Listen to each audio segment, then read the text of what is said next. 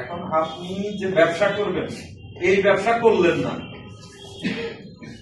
অন্য কোনো ব্যবসা হতে করতেন, একটা দোকান দিতেন, মেডিসিনের দোকান, জুতার দোকান, ওই ব্যবসাটা কিভাবে করতেন, কিভাবে ইনভেস্টমেন্ট করতেন, কিভাবে ডেকোরেটেড করতেন, কিভাবে সময় দিতেন, ওখানে কাস্টমার হান্টিং কিভাবে করতেন,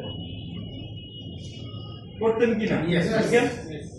সেম জিনিসটা এখানে, সেম টু সেম।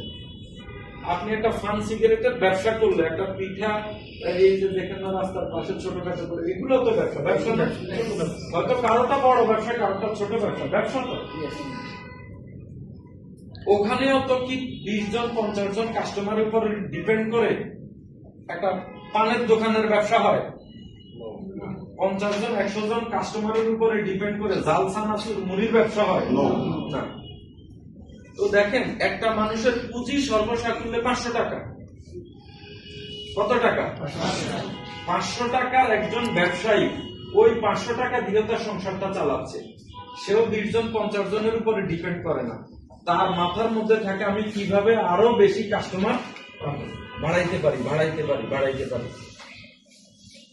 ক্লিয়ার? এটা হচ্ছে ব্যবসার প্রিন্সিপাল প্রতিনিয়ত। এখন এখানে ইন্স্যুরেন্সের জটিল জায়গাটা কি জানেন? এখানে যে আমরা মুখে বললাম ব্যবসা করি, কিন্তু অল্টারনেট এটা হয়তো আমি এই জিনিসটা নিয়ে একটু কাজ করি অনেকদিন, এর জন্য আমার কাছে কিছু কিছু জিনিস একটু হয়তো অনেকের আগে স্পষ্ট হয়ে গেছে। আমরা ইনসাইডে করি ধান্দাবাজি, এই আউটসাইডে বলতেছি ব্যবসা, মুখে বলতেছি, কিন্তু যখন ইনসাইডে কাজটা করতে যাই তখন আসলে আলটিমেটলি হয়ে যায় এটা ধান্দার মতো।